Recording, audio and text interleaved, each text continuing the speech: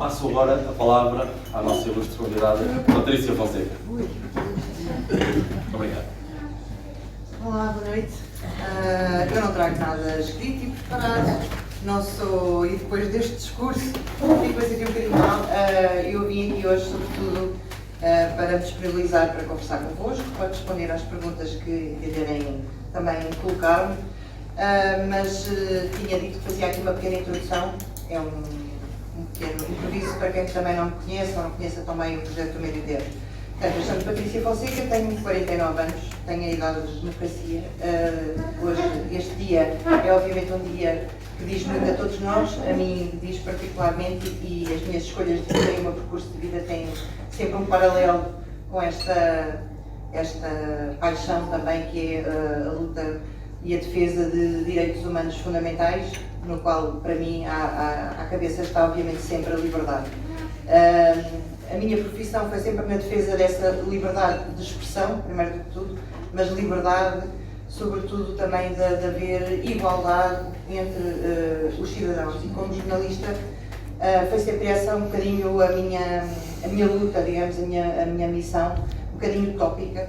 Eu faço parte, apesar de não gostar de dizer que sou mais velha, não gosto de dizer isso, e adoro que, sobretudo aqui nas zonas onde me conhecem, eu nasci no Tramagal, continuam a tratar-me por menina, mesmo eu, por causa de fazer 50 anos, vou ser sempre menina, mas eu faço parte de uma velha geração, digamos assim, porque aprendi com essa velha geração de jornalistas e sinto-me parte dessa velha geração que muitos hoje consideram utópicos, românticos, que têm uma visão do jornalismo como um serviço público, um serviço de missão, que para mim surgiu um bocadinho em paralelo. Eu estudei a minha vida toda até o 12º ano para ser médica e se calhar a minha postura no jornalismo teve sempre um bocadinho disso. Eu estou no jornalismo se calhar como um médico está, que é permanentemente ao serviço do outro. Nós não picamos o ponto e deixamos de ser jornalistas ou médicos. Se um médico estiver aqui e alguém tiver um infarto, o médico não vai dizer eu não estou a trabalhar e continuar a ver o seu whisky, não é? Mas o jornalista também, se é jornalista, também nunca pica ao ponto e se vê ou se ouve uma história que pode ser uma injustiça, uma desigualdade, algo que deve ser denunciado, também não fica indiferente. Pode não agir naquele momento, mas não esquece. Portanto, nós estamos sempre atentos e sempre alertas. Eu, quando comecei, eu não entrei para a medicina também por uma luta fraterna com camaradas, digamos assim, que nesse ano estavam a concorrer ao ensino superior. Não sei quem aqui se lembra da Manuela Ferreira Leite como Ministra da Educação e da famigerada PGA, a Prova Geral de Acesso, que havia nesse ano de 1984. E portanto, eu, apesar de ter notas muito boas, fiz greve à Prova Geral de Acesso, como muitas pessoas, aquelas magníficas manifestações de estudantes que invadiram Lisboa e onde ficámos classificados como a geração rasca, porque foram alguns que andaram a mostrar o rabo, digamos assim, tentar saber da República. Alguns são os políticos profissionais, mas isso já são outros 500. Mas nessa altura, digamos, resumindo e concluindo, houve duas chamadas às quais faltei, em greve, em solidariedade, e houve uma terceira chamada que foi a decisão que houve entre os alunos, que foi os alunos seguintes, dos anos seguintes, já não teriam que fazer assim o acesso ao ensino superior, mas naquele ano tinha que se resolver o acesso, tinha que ser assim. Portanto, houve aquela chamada e todos os alunos então aceitaram que iam fazer aquilo para um bem maior, que era os do ano seguinte e os anos seguintes já não terem aquele problema, porque aquela prova pesava muito no acesso ao ensino superior. No meu caso, eu não tinha grande problema, porque, como digo, fiz essa prova e tive 97%, era uma prova de cultura geral. Mas que realmente pesasse, como pesava, em 50% para a entrada no curso, que era medicina, aquilo era muito descabido para uma série de coisas. Pronto. Resumindo e concluindo, a média depois era das 3 provas, porque havia pessoas que tinham que fazer as outras 2 provas, não é? E como nas outras 2 eu tinha tido 0, apesar de ter tido 97 na terceira, a minha média baixou bastante. Então eu entrei para a medicina por 1/10 e costumo dizer que isso foi o que mudou a minha vida toda. Entre outras coisas, nesse ano também com o meu pai, etc. Foram uns 18 anos complicados, não interessa. Foi uma revolução em todos os sentidos. E eu decidi fazer uma espécie de ano sabático e pensar o que eu queria fazer da vida. E nesse ano andei muito com uma pessoa que o Vasco sabe que para mim é uma inspiração e que se tornou um dos meus melhores amigos nesse ano, que é o Luís Osório, que hoje faz anos, hoje faz 51 anos, e que já esteve num jantar do Arte aqui do Alternativa também. E o Osório foi para mim, se calhar, uma inspiração nessa altura, com outros jornalistas com que eu comecei a ter amizade, o Ricardo Alexandre, o TSF e outros. E comecei a achar que se calhar gostava de fazer também aquilo e decidi começar a experimentar. Portanto, o meu caminho pelo jornalismo foi assim um bocadinho um acaso. Costuma-se dizer que não há coincidências, mas o meu percurso nunca foi neste sentido e acabou de repente por mudar a minha vida toda. Fui estudar jornalismo então, não fui para a medicina no ano seguinte, entrei para a enfermagem, decidi não fazer, ainda bem, acho que não era mesmo o meu destino. Mas aquilo que eu queria fazer de medicina, na verdade, foi aquilo que eu acabei por fazer muito como jornalista. E senti sempre como um paralelo aí, porque o que eu queria ser era uma médica sem fronteiras, digamos assim, a África, ir ajudar as pessoas mais necessitadas, etc. E muitas vezes, quando fui e fiz uma carreira internacional como jornalista, que era aquilo que eu queria, e tive a felicidade de conseguir fazer muitas das coisas que queria, senti às vezes um bocadinho essa impotência, sei lá, quando estive no Haiti, rodeada de quase 300 mil mortos, quando houve um grande sismo em 2010. Muitos dos sobreviventes que eu encontrava, quando me viam, às vezes era a primeira pessoa que chegava ao pé deles do estrangeiro, digamos assim. Eu cheguei primeiro do que os médicos, muitas equipas até da ONU, que estavam no aeroporto, não saíam por questões de segurança, durante uma semana para aí, ninguém saía por questões de segurança. Mas nós jornalistas já andávamos a falar com as pessoas, não é? E realmente às vezes chegar ao pé das pessoas com papel e uma caneta ou um gravador eu sentia-me muito mal. Preferia nessa altura ter sido médica e poder ajudar algumas outras pessoas. Tentamos ajudar de outra forma, mas foi das poucas vezes em que me senti realmente triste por não saber também a não ter estudado medicina e poder fazer um 2 em 1. Porque de resto aquilo que depois tento sempre pensar, e houve alturas em que consegui ter a necessidade de sentir isso, o impacto que um jornalista pode ter numa história que denuncia ou que conta, pode de facto curar muita coisa, não no sentido de engessar aqui um braço e vamos tratar deste ferimento, mas de outras formas. E ver essa mudança na sociedade é aquilo que me move e que muitas vezes podemos ter 6 meses, 1 ano de trabalho que é sempre muito intenso, muito chato, que tem muitas chatices, temos muitas pressões, a parte política é uma área que eu nunca quis fazer muito e quando comecei a trabalhar foi logo exatamente onde puseram para a política, fazer a campanha do PS e o António Guterres ganhou nesse ano, em 1955. Portanto, eu comecei exatamente, quando fiz a minha entrevista para entrar na revista Visão, perguntaram-me o que é que gostavas de fazer? E eu dizia sociedade, porque eu gosto de falar de pobreza, desigualdade, saúde, educação, ciência, tudo menos política. Ok, estamos a precisar de uma pessoa na política para ali que vai agir, foi exatamente assim, não tinha hipótese. E pronto. Mas aprendi bastante e tive que fazer ainda 2 ou 3 anos de política e depois saí. Depois passei para o internacional, que era a área que mais gostava. Mas isto para dizer que eu comecei a trabalhar, portanto, profissionalmente em 1995, portanto há 27 anos, uma coisa, pronto, nestas alturas sinto-me velha, de facto, experiente. E se me perguntassem nessa altura se eu me via hoje a ter deixado uma carreira de jornalista internacional a fazer a cobertura do conflito no Médio Oriente e a estar a dirigir um jornal com sede em Abrantes, e disse, está maluco, está aqui não. Eu saí daqui feliz da vida, era o que eu queria, sair daqui era para o mundo, não é? E de facto foi uma escolha que eu fiz, faz agora 7 anos, em setembro, 25 de setembro, fundámos o Jornal do Médio Tejo. Durante os primeiros 5 anos acumulei este projeto que fiz com o meu irmão, com o Mário Rui Fonseca, continuando na Visão, e há 2 anos despedi-me no início da pandemia, portanto fui das loucas que se despediu quando as pessoas estavam em casa em lockdown, porque era impossível continuar a manter as 2 coisas e portanto fiz esta aposta. E fiz esta aposta porque não é porque isto dê muito dinheiro, Não é porque eu aqui ganho mais dinheiro que a visão, do que na visão, muito pelo contrário, obviamente. Mas porque senti sempre isso.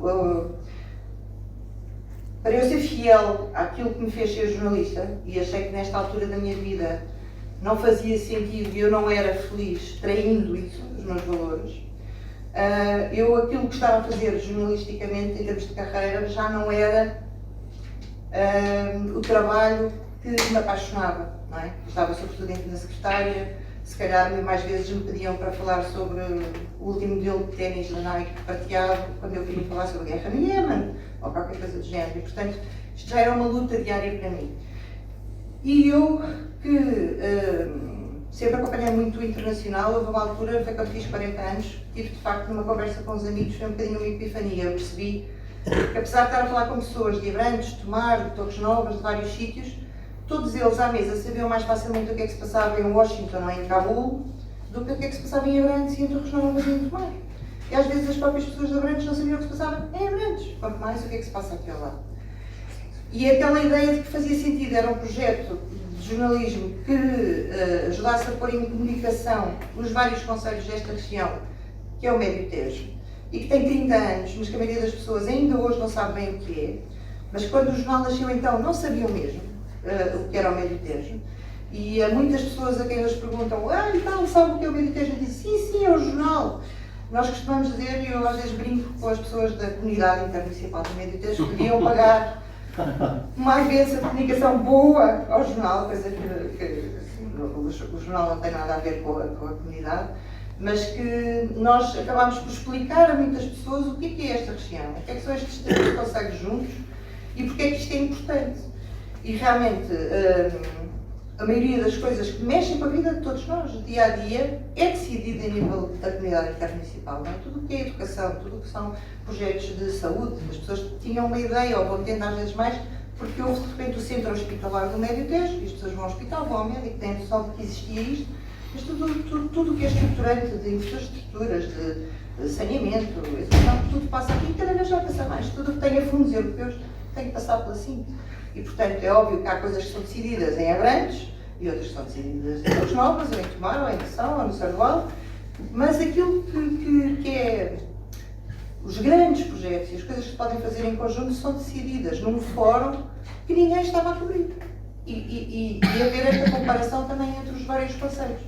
E, portanto, este projeto surgiu por aqui e com esta noção de que o jornalismo é, infelizmente, e vou-me calar rapidamente e deixar o jornal de batalha e depois ter perguntas vossas, mas com esta noção de que o jornalismo que eu defendo, que eu quero fazer, pelo qual eu me apaixonei e mudei o meu rumo de vida, é um jornalismo que, se quiserem, que tem uma intervenção na sociedade, que tenta que essa sociedade seja melhor e que está ao serviço do público, seja isso que pode ter mil e uma interpretações, mas é no sentido do bem comum. Poder dar voz aos que não têm voz, poder denunciar aquilo que tem que ser denunciado, ou poder alertar às vezes, ou explicar às pessoas de uma forma que seja de facto credível.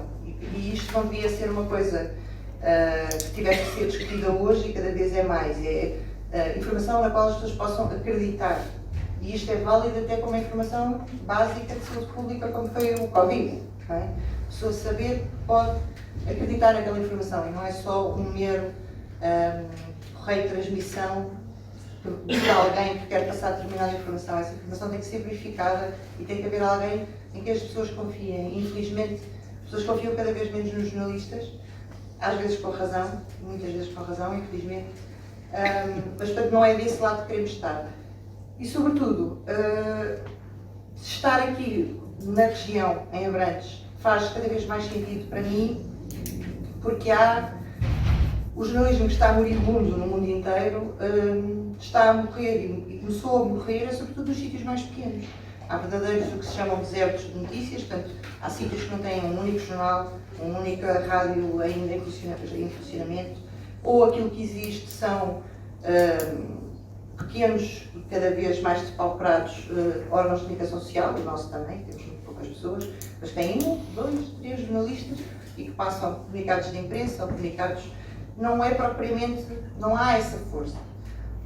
O Vasco, só para falar da proposta que tinham feito, falou sobre a necessidade de haver um apoio dos municípios aos jornais. Esse apoio existe e vai existir, não é um apoio, é uma compra de serviços de publicidade. Eles fazem publicidade. Há publicidade institucional de todos os ministérios, dos governos, das câmaras municipais.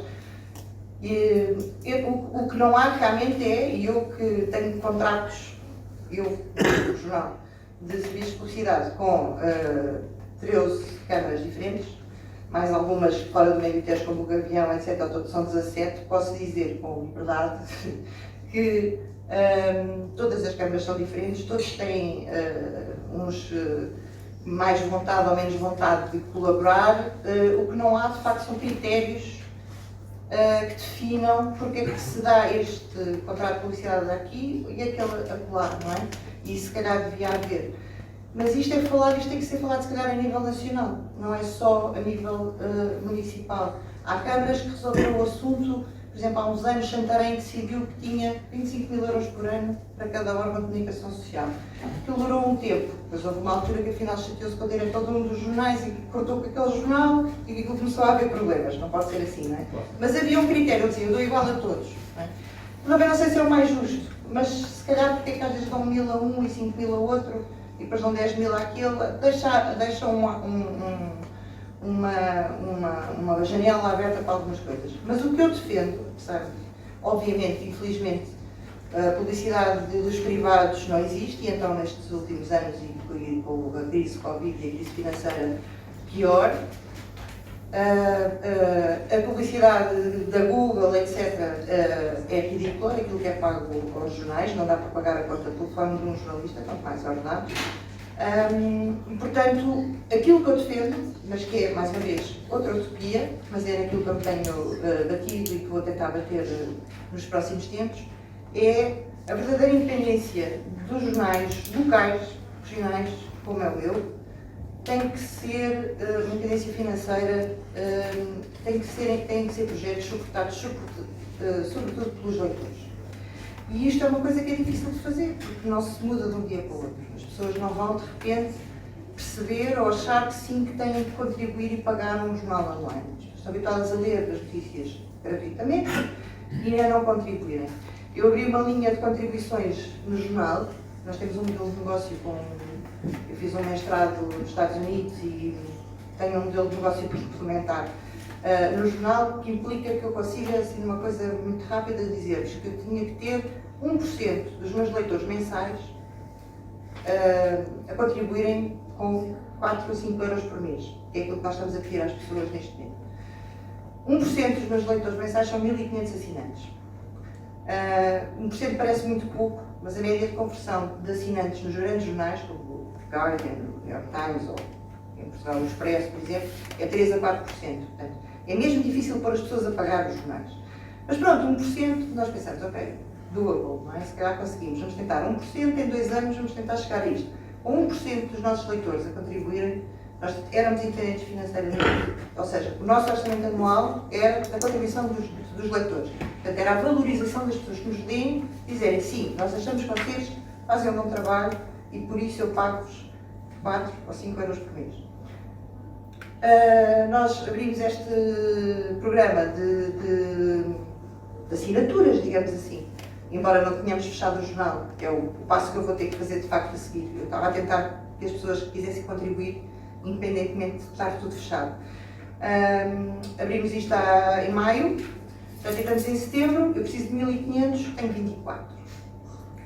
Portanto, isto para vos dizer, ok, eu tenho que fazer mais publicidade, eu tenho que pedir mais, eu tenho que etc, eu tenho que passar mais esta mensagem, mas para nós que estamos deste lado, muitas vezes isto também é muito difícil. É óbvio que é mais fácil, em vez de estar a pedir 4 ou 5 euros aos nossos leitores, conseguir que venha uma câmara e que diga assim, toma lá 25 mil euros.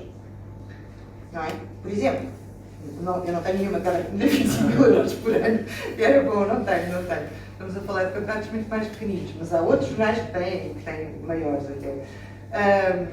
Mas acho que este é o caminho para que nós, jornalistas, neste projeto em concreto, que somos neste momento só 6 jornalistas a tempo inteiro, já fomos mais, tivemos que reduzir, mas devíamos ser 14 ou 15 para fazer o trabalho bem feito, como eu gostava que fosse feito. Mas é impossível. Mas para termos esta estrutura, para mantermos esta estrutura e fazer o trabalho como queremos fazer, idealmente era assim, é financiado por cada um de vocês. Porque aí há uma troca que não tem nenhuma dependência, não há ninguém. Claro que os leitores também refilam connosco, e ainda bem, e dizem-nos muitas vezes porque é que fizeram isto, porque é que fizeram aquilo, estamos sempre a responder. Mas é uma coisa muito mais democrática, não é? Muito mais saudável. E, portanto, acho que esse é o caminho. Eu sei que não é uma coisa que se faça de um dia para o outro, mas vou-me bater para que isso possa ser possível no próximo ano ou dois.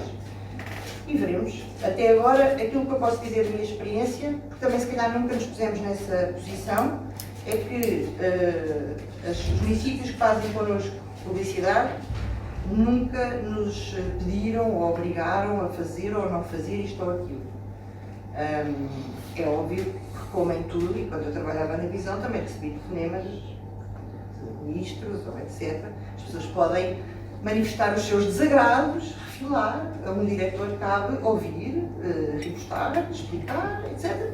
Mas ceder ou não ceder é uma linha que quem está nesta profissão tem que saber dizer sim ou não, não é? Portanto, nós vamos dizendo que não, porque eu, para isso, se fosse para ganhar dinheiro e etc., não tinha vindo fazer este jornal, tinha ficado em Lisboa, tinha ficado a fazer outras coisas, ou tinha ido para a assessora do ministro, como também já fui convidada, também disse que não, ou outras coisas, não é? Portanto, é um bocadinho como, se calhar, ser poeta ou ser escritor, estava aqui a olhar para a Joana, que também escreve muito bem. Às vezes nós fazemos coisas, eu também edito livros e uma das coisas que faço, promovi um prémio literário do Meditejo e edito poesia, vejam lá a loucura, não é? E muitas vezes eu digo, há coisas que nós fazemos porque temos que fazer, porque a vida é curta e porque ou fazemos aquilo que nos orgulha e que gostamos e que queremos fazer e que queremos deixar uma marca e vale a pena, temos essa missão ou não. Se vou conseguir ser bem sucedido ou ficar com uma dívida de 300 mil euros para pagar até aos 100 anos, olha, veremos, mas continuamos aqui na luta e espero que quem aqui está e que leia o Meditejo também nos apoie, com o pouco que puderem, porque é importante termos o apoio de quem nos lê e essa relação é que nós queremos promover. Bom.